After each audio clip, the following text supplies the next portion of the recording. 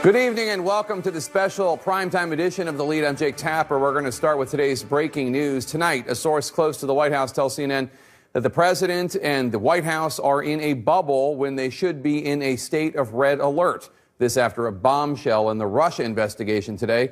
Michael Flynn, the retired lieutenant general, the president's fired national security advisor, an influential official in both the Trump White House and the Trump campaign, today pleaded guilty in federal court to lying to the FBI about conversations he had with Russia's ambassador during the presidential transition.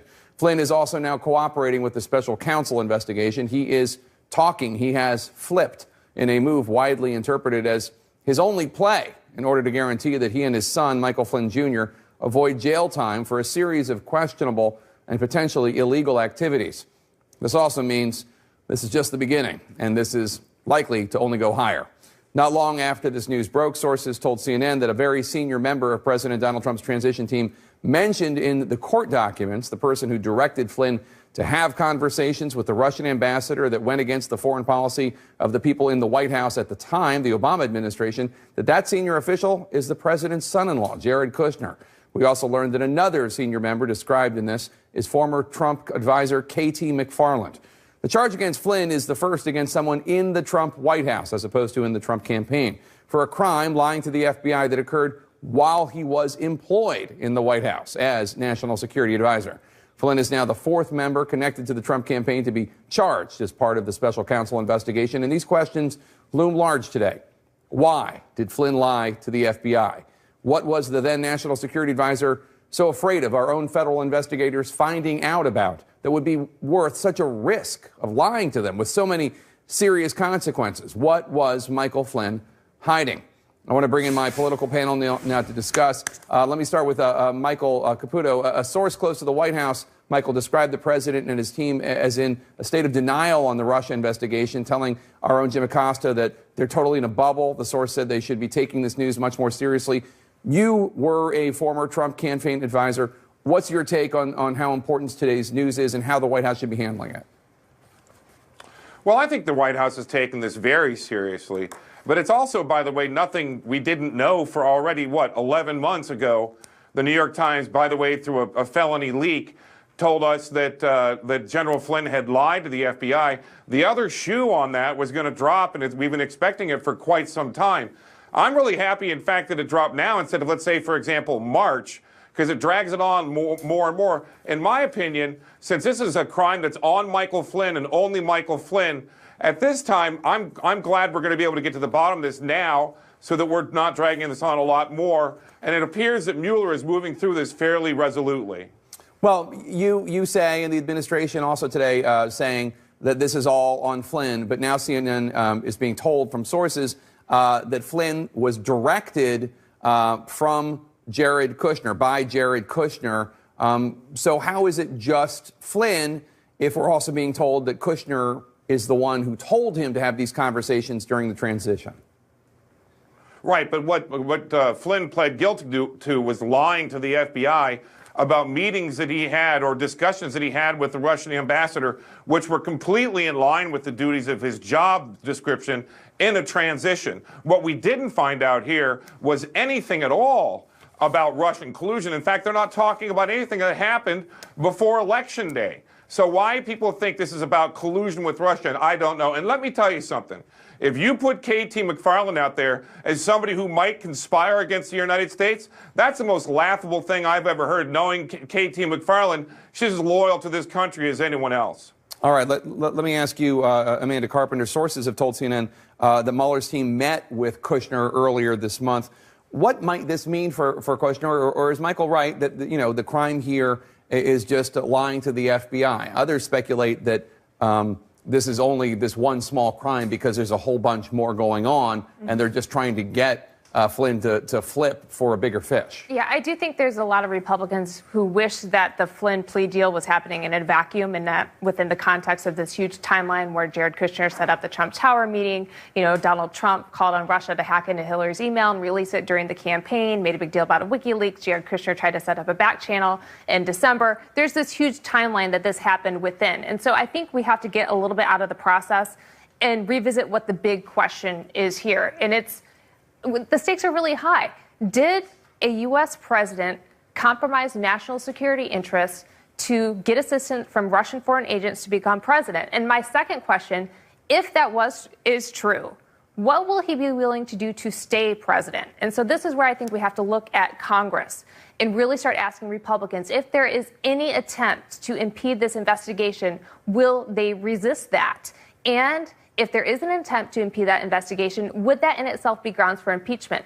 I don't expect to get answers to these questions yet, but these are questions that I have, and I'm thinking about looking forward to the spring when the Manafort trial begins. And Paul Begala, that is a question that people are asking. What might President Trump do? We already know he has thought about firing the Attorney General, Jeff Sessions, for recusing himself from this investigation. He's also mad at the Deputy Attorney General, Rod Rosenstein, for recommending Mueller, et cetera. It is possible that given this Mueller news, which I'm sure the president doesn't like, and given the fact that he blames a lot of it on Jeff Sessions for recusing himself and thus not having a tighter control on what's going on, that he might take it out on Jeff Sessions. He could, or even on Mr. Mueller. He'd have to jump through some hoops. He'd have to get a bunch of people at the Justice Department fired, probably, before they would be willing, in turn, to fire Mr. Mueller. But he is the president, and he can order the Justice Department to fire Mueller. He has vast opportunities still to obstruct this investigation. It is not in his interest, politically or legally, to do so. I think the reason he has a special counsel is because he fired Mr. Comey, the FBI director. But the president does have this fixation on the Russia issue generally and on General Flynn in particular. I mean, think about the timeline. We now know that on January 24th, General Flynn, 4 days into his job as National Security Advisor, lied to the FBI about contacts with Russia. 2 days later, just 2 days, Sally Yates, then the number 2 at Justice Department, tells the White House, hey, Flynn is compromised here by the Russians. And the White House doesn't do anything at first, but what they do is the next day, the president has a private dinner with James Comey, the head of the FBI, right after Comey's men or women have interviewed General Flynn. He reaches out to the FBI. Now, why? And at that dinner, according to Comey, he says, I want your loyalty. The fixation, later on February 14th, he tells the head of the FBI, Mr. Comey, I hope you'll go easy on Flynn. I hope you can, he's a good guy. I hope you can let this is all pass. According to Comey. It's all according to sworn testimony by Mr. Comey. So he keeps coming back to it each time. And we're going to find out why now, because now General Flynn is cooperating, and he's not cooperating for nothing, right? He's gotten a very sweet plea deal, if you ask me, given the alleged crimes he may have committed. He's going to have to roll big time. So, Michael, let me just ask you the question that I started the show with, which is, why would Flynn lie? Like, what is worth lying to the FBI about to conceal? Because if these conversations were no big deal, as I've heard some people speculate, they're not, because no one has ever used the Logan Act, this obscure law that says that people shouldn't interfere with the foreign policy of a sitting president, which theoretically this might be, that's not a seriously prosecutable charge. Why would he lie about it? I don't know. Let me tell you, straight off the bat, I'm extremely disappointed in General Flynn. I gave him the benefit of the doubt because he's a flag officer who's earned valor in battle. But when a man says he's guilty, I got to believe the guy's guilty. And if he lied about de rigueur, normal actions that happen in transition and have from transitions from president to party for many, many years, it just doesn't make any sense to me. And now he's put, ostensibly, at least in the media's vision, the president in harm's way. I'm very disappointed in General Flynn. I'm glad he's going to get what he's going to get.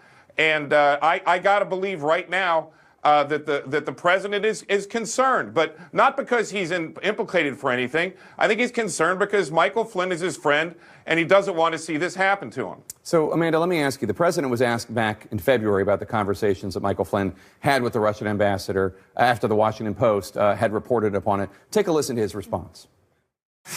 Did you direct Mike Flynn to discuss sanctions with the Russian? No, I didn't. No, I didn't. So for anybody who had trouble hearing that, did you tell Michael Flynn to discuss sanctions with the Russian ambassador? And the president said, no, I didn't. No, I didn't.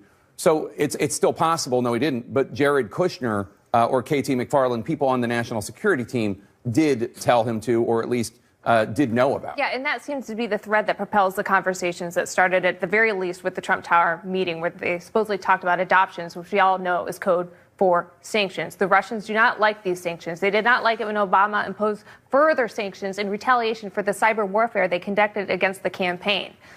Here's a smoking gun for me. Donald Trump still does not accept the findings from the intelligence community that the Russians meddled in the election. Why not? Why has there been no action taken to prevent further meddling in 2018? The fact that this happened and he doesn't accept it again and again and again, that to me is damning in itself. So in court today, Paul, prosecutors detailed calls made by Flynn in late December 2016 to the senior Trump transition team at Mar-a-Lago to discuss conversations with Russian Ambassador Kislyak.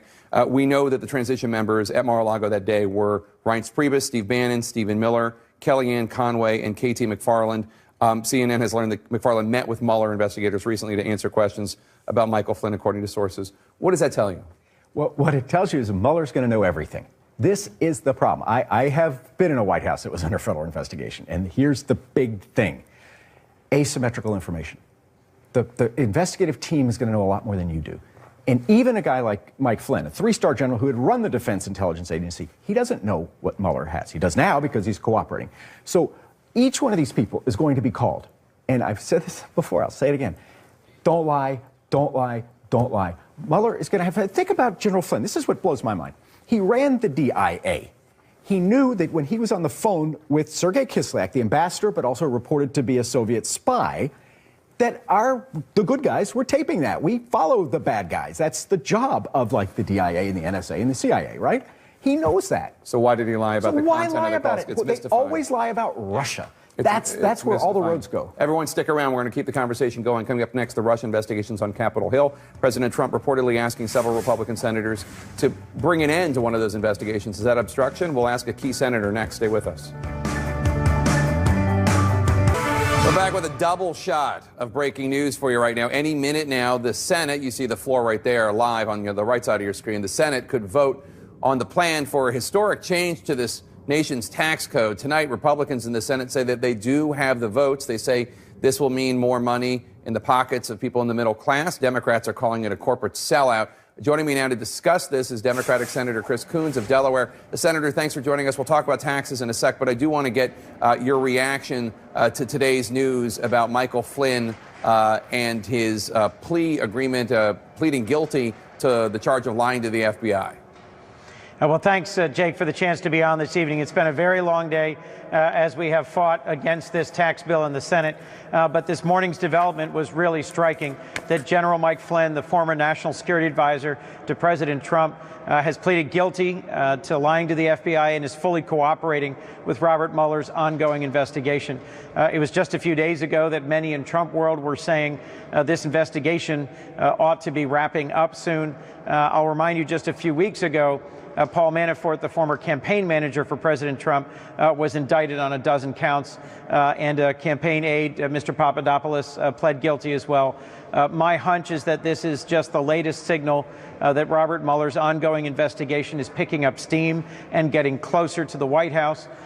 My concern today, more than ever, is that we need to work in a bipartisan way in the Senate to make sure that the special counsel is protected and is able to carry this investigation through to its conclusion, no matter what conclusion he reaches. Whatever happened to the legislation that was being offered by, I believe, you and Senator Tom Tillis in North Carolina to have some measure of protection for the special counsel, just in case President Trump tries to fire him or tries to fire the attorney general to put somebody else in there that would try to wield more control over the special counsel? Jake, well, we had a hearing on the Judiciary Committee now over a month ago on the bill that I have, and a competing bill that's only slightly different than another Republican and Democrat have, Senator Graham, Senator Booker. We've met to resolve the slight differences. We will be working on that in the coming days, and it's my hope that we will get a markup in the Judiciary Committee. We're going to be pressing for that with Chairman Grassley this coming week. I think it's more important than ever that we move forward on these bills. Where do you see the investigation going from here for Mueller, and where do you see the Senate investigation going? Well, I think it's critical now that the Senate Intelligence Committee and the Senate Judiciary Committee continue their important work to make sure that we're doing our job of oversight of the Department of Justice and continuing to look into obstruction of justice. I also expect that the investigation being led by Robert Mueller will continue to get closer to the core team on the Trump campaign. The documents that were released today, the plea agreement in which General Flynn pled guilty, he made a reference to a senior transition official having directed him to have contact with the Russians. I think there's more details to be worked out, more investigation to be done, and I think it's important that Robert Mueller be able to make that progress without interference. That senior transition official we have reported, CNN has reported, and others have as well, is, according to our sources, Jared Kushner. In addition to all of this, of course, the New York Times reporting today that President Trump has been for months lobbying various officials to either stop or wrap up their Russia probes or try to announce that he and his team are clear. And you get this list of people who the president has pressed to varying degrees on this. You have Senator Richard Burr, the head of the Senate Intelligence Committee, Senate Majority Leader Mitch McConnell, Senator Roy Blunt, who's on Intel, the Director of National Intelligence, Dan Coates, the Director of the NSA, Admiral Mike Rogers, the FBI Director, James Comey, who obviously the president then fired, the CIA Director, Mike Pompeo. This is just a partial list. Do you think the president doesn't know any better, or is there something more sinister going on? Well, Jake, it certainly is part of a long pattern in which the president has engaged in really disturbing behavior, whether it was many months ago now calling the FBI director into his office to try and extract from him a pledge of personal loyalty, or it's by these recent actions reaching out to Republican senators like Richard Burr, who I think, by the way, has ably led the Intelligence Committee's efforts in this regard, but to try and inappropriately pressure him to wrap up the investigation. I think you might have been able to say months and months ago that the president, new to this role, someone who hadn't served in government ever, might not understand the contours of the job. But by now, many months later, after lots of public criticism and pushback for his inappropriate behavior, it's clear that he knows that he should not be trying to interfere in this investigation. This is exactly why Robert Mueller's ongoing investigation can and should and must be looking at obstruction of justice, because this sort of ongoing behavior by the president to try and pressure folks to step back or to lighten up on this investigation is completely inappropriate. Senator, let's turn to tax reform now. It appears Republicans are going to be able to pass this bill.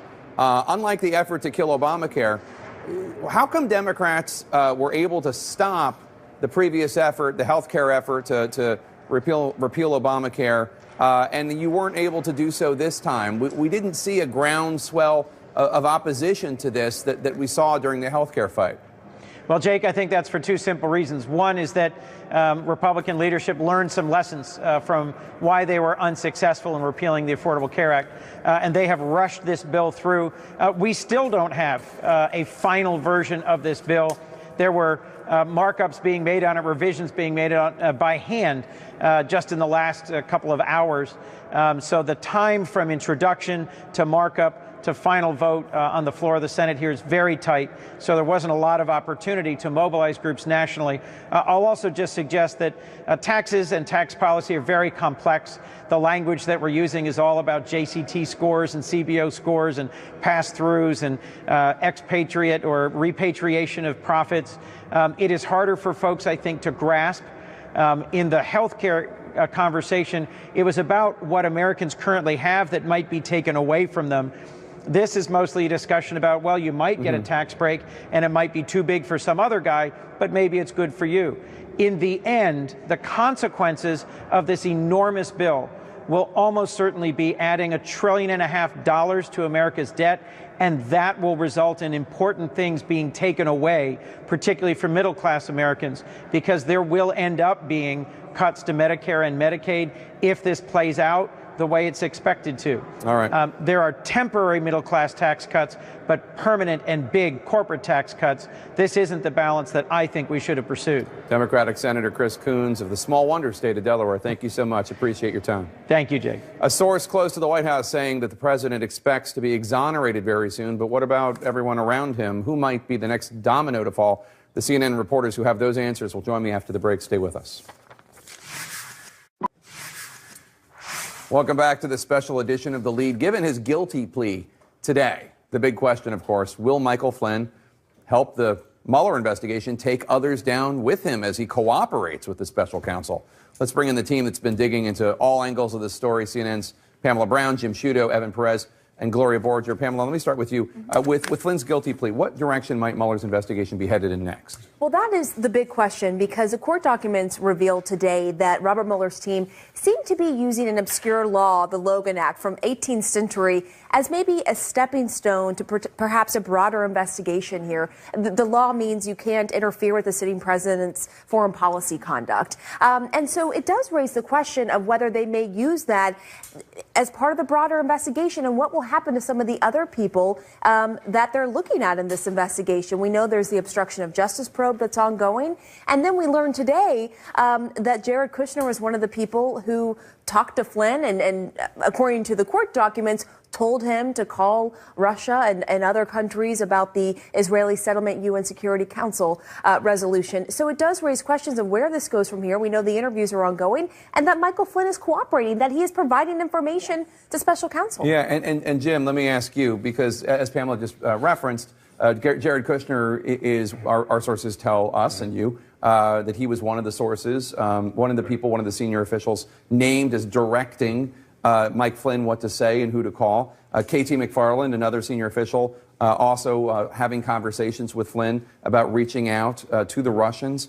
Now, the charge against Flynn today is lying to the FBI, not a charge of the Logan Act, not a charge of interfering with President Obama's foreign policy. Might KT McFarland and Jared Kushner find themselves in trouble, or is the question only whether they tell the truth to the FBI? Well, it's trouble for the administration, because the administration defense, that we saw it in the statement today, but we've also heard it before, is that Flynn was a liar. Everybody knew he was a liar. He was acting on his own. The information contained in the statement of offense belies that defense, because Flynn was not only keeping members of the very small Trump transition team aware of his conversations. That's KT McFarland. It's right in there in the statement of offense. He called them multiple times on the day that he was having conversations with the Russian ambassador.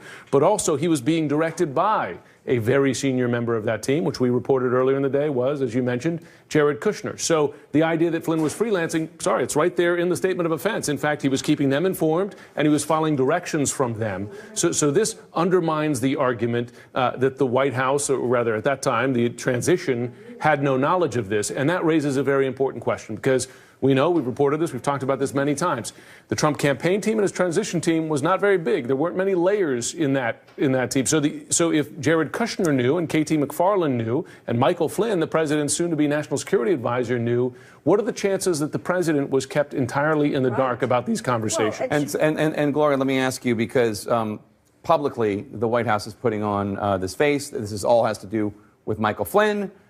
People in Washington, D.C. lie. This is not that new. Saying Michael Flynn was an Obama administration official, omitting the part about Obama firing him. Privately, how rattled is President Trump's inner circle? Rattled. I spoke with somebody today who was called by 3 people in the Trump inner circle who said they were worried, and then were asking how worried should we be? Because what they're all doing right now, since Flynn is now somebody who reports to Mueller for all intents and purposes, they're all wondering, what did I say to Flynn? Right. What's my liability here? What did we discuss? What did I do wrong? What does he know? And I am sure, by the way, that the president's probably asking himself the same questions. Now, when you talk to people who are talking about the president, they said, I spoke with one today who said he's calm, he's not anxious, he went to his Christmas party today for the media, et cetera, and that his head was not exploding. But I guarantee you that over the weekend, as the president makes his phone calls and starts talking to all his friends and outside advisors, that he's going to get much, much more anxious about Flynn. And so you saw in their statement today, we wish Flynn well, we're concerned for him and his family. They don't want to alienate Flynn. And the president, quite frankly, liked the guy very, very much and wanted to keep him. Yeah, and Evan, I mean, he's been very focused, the president, behind the scenes in trying to get people to drop the investigation into Flynn. Right. And look, repeatedly, not only with Jim Comey, but also, according to the New York Times, talking to GOP members on the Hill. But looking at what Gloria was just talking about and the anxiety, one of the things that I think they should be anxious about is reading this document, these 3 pages. It's clear Robert Mueller has set forth a version of the events that occurred in that period in December that he believes to be the truth. And based on what we've heard from the White House, people around the White House, they also have presented their version of the truth, which is that Jared Kushner did not direct Flynn. And so the question is, when Jared Kushner testified or gave an interview to the special counsel last month in November, did he say that he did not direct Flynn? Because if that's what he said, then that is in contradiction to what is in these papers, which we know is the version of the truth that they believe. And the timing makes a little more sense now. We reported a couple days ago that earlier this month, Mueller's team wanted to sat down with Jared Kushner, and now finding out what we know today, that Jared Kushner was playing a role in the December 22nd call, that Mueller's team also wanted to get Kushner's version of events before this information came out today. To see what his story exactly. They knew this when they brought him in, and they wanted to see what he would say. And we should also underline that their version, the special counsel / FBI version of what happened, is also partially based on intercepts, on transcripts of the conversation. Well, the other point I was going to make is Mueller, the special counsel, left a lot of years on the table here, right? 1 count of lying for 4 cases of lying, right? Up to 5 years, but he's brought that down based on Flynn's cooperation. There are other things cited in the statement of defense, other misleading statements by Michael Flynn, including regarding his foreign agent filing, whatever. Each lie to the FBI carries up to 5 years penalty, right? As it stands now, he's just charged with 1 count. Robert Mueller had the goods to give many more counts. We know, for instance, that he also was not fully forthcoming on his SF-86, his security clearance form. I mean, there are other things that he could have had the goods to. Registering as a foreign agent. Exactly. And an indication, was speaking to Michael Zeldin about this a short time ago, it shows you the value of the kind of cooperation that Flynn is offering here based on the number of years that Mueller is not throwing on him right from the start. And to take those years off the table, Flynn would have to be offering something significant. So the question is, what does Mueller know that he's not saying? Yeah. And that we don't know from these documents? And what is Flynn giving up? What is Flynn giving up? And Flynn would have had to. Who his is he lawyers, giving up? And why was it worth it to Mueller? And the lawyers would have had to give a proffer, an offer, and tell him exactly what they're prepared for Flynn to say. And so they already know all of this before they publish this document. And to be completely candid, I mean, what special counsels do is they look for the biggest pelt that they can get, the biggest trophy that they can mount on their wall. Flynn would theoretically be a huge one, right? But he's not. Flip up. Yeah, but he's not taking it. He's not taking it. And so the question that we all are asking, obviously, is, the old Watergate question: what did the president know, and when did he know it? And during Iran-Contra, for example, they made the case. So Ronald Reagan was, disengaged. He was a disengaged president. Didn't know about it. You cannot make that case with Donald Trump. Donald Trump, particularly during this period, knew a lot. All right, Jim, Pamela, Gloria, and Evan, thanks one and all. Appreciate the great reporting. This programming note, join Pamela and Jim later for a CNN special report, the Russia investigation. That's coming up tonight at 11 p.m. Eastern. Stay with us. Coming up next, insight on the investigation from someone who has worked with Robert Mueller, Mueller's former chief of staff when he was the FBI director. She'll join me next. Stay with me. And we're back with more breaking news coverage of Michael Flynn's plea deal with special counsel Robert Mueller. Let's get right now to CNN national security analyst Lisa Monaco. She was Mueller's chief of staff when he was the FBI director. She was also a former assistant to President Obama for Homeland Security and Counterterrorism. Lisa, thanks for being here. First of all, let me start with one of the claims we're hearing from the White House today, specifically that the Obama White House authorized Michael Flynn to have these conversations with the Russian ambassador that we now see were completely contrary to Obama foreign policy principles and goals. Is that true? No, and it makes really no sense, as you said. And it goes against the longstanding principle of having one president at a time. So you don't have an incoming transition official trying to undermine the existing and the sitting president's foreign policy.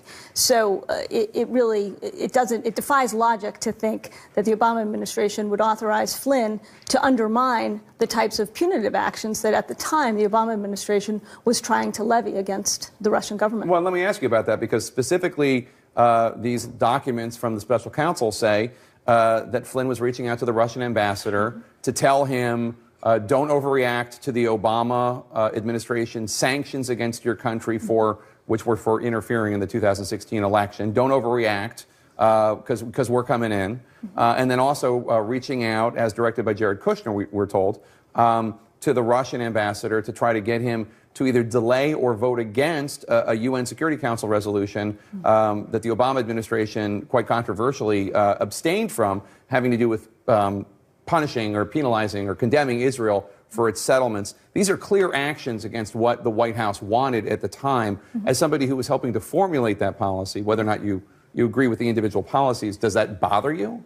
Look, it is contrary, as I said, to longstanding principles that you have one president at a time. There's good reason for that. One is there's a law in the books that says private citizens, which transition officials would still be, don't undertake negotiations as private citizens with foreign governments. The Logan Act. Exactly right. And the other is, it makes total sense here, is you don't want to send mixed signals to other governments, particularly adversarial and hostile governments, as Russia, of course, is in this instance, because you don't want to give them leverage and send mixed signals and give them leverage to somehow get the better of U.S. policy. Let me turn to your previous job working with Robert Mueller when he was FBI director, working with Andrew Weissman, who's one of the prosecutors on Mueller's team, was also at the FBI when you were there, when you were chief of staff for Mueller. Give us some insight, because people look at a big fish like Michael Flynn, and they think, it's only one charge for lying to the FBI. That's not really that big a deal.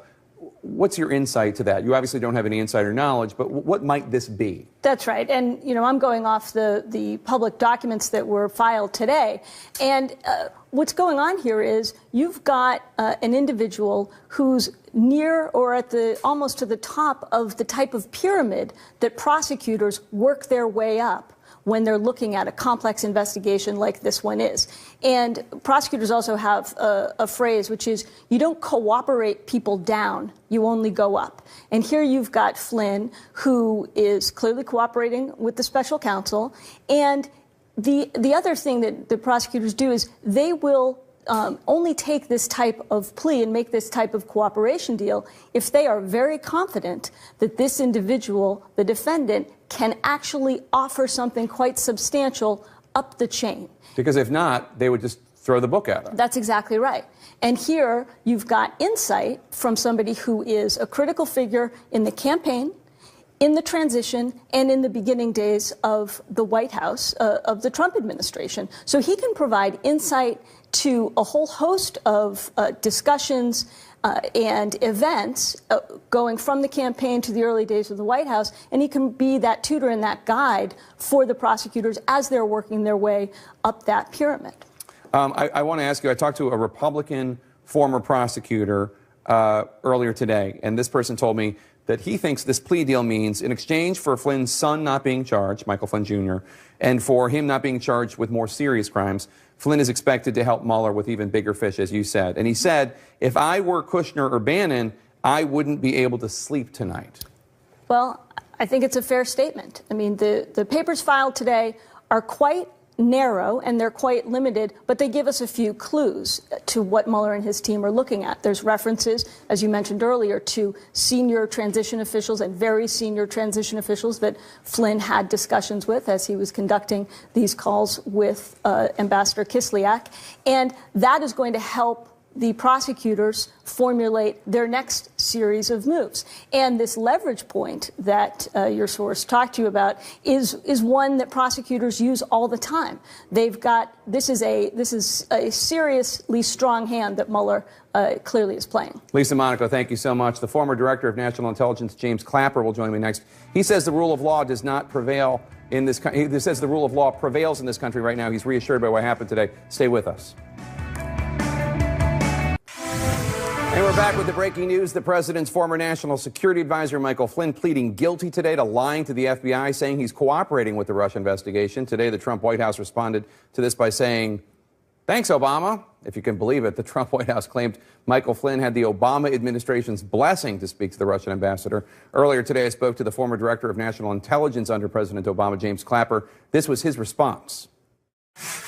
That is absolutely absurd. There was great concern at the time, not just with this particular contact, but with the violation of the principle that's normally been followed of one president, one administration at a time. And that was what gave rise to, because of all these contacts that Mike was having and others in the transition with the Russians and other foreign entities, is, you know, what was this all about? So to say that we blessed it or acquiesced in it is a stretch.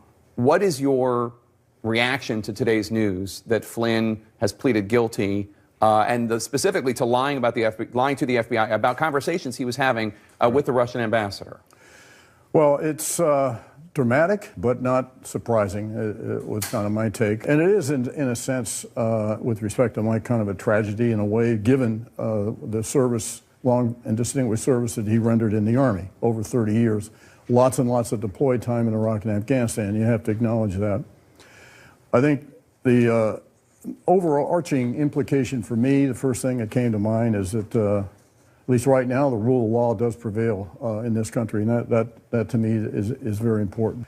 And I do think the larger interest here is served is to try to understand exactly what was going on with the transition, the campaign, and the Russians. And we need to get to the bottom of what today remains still a mystery to me, is this singular indifference to the threat posed by Russia. Does today's news make you more suspicious of collusion? What do you think? Well, it does, again, circumstantially, but again, we haven't seen any smoking gun evidence of that. Now, if anyone would know about that, it would be Mike Flynn. So hopefully, given the terms of his plea bargain, his agreement, that truth on this will come out. Because to me, what's even more important than whether or not there was collusion, which is hugely important, is the threat posed by the Russians and the administration's singular indifference to that threat. And that, to me, is what is, in terms of long-term concern for the country, is that. General James Clapper, thank you so much. Coming up next, we're going to take a look at how deep Flynn's ties to Russia might run. Stay with us. We're back with the breaking news in the Russia investigation. We know Lieutenant General Michael Flynn has flipped and is giving up what he knows to the special counsel, Robert Mueller. But well before Flynn's firing by President Trump in February, there were questions about how close Flynn was with Russian officials. Let's bring in CNN's Tom Foreman now. Tom, help untangle how deep these connections go. Well, we know how much he is tied to President Trump. Their relationship goes back almost 2 years now, their official working relationship. But this is the part the White House is concerned about here. And here's some of the things we know. We know that Michael Flynn spoke to an airline group in Russia at one point. He was paid more than $11,000 for that, something that he didn't explain early on in the process when he should have. We also know that he got another payment of more than $11,000 for an engagement with this Russian cybersecurity firm, an American subsidiary of that.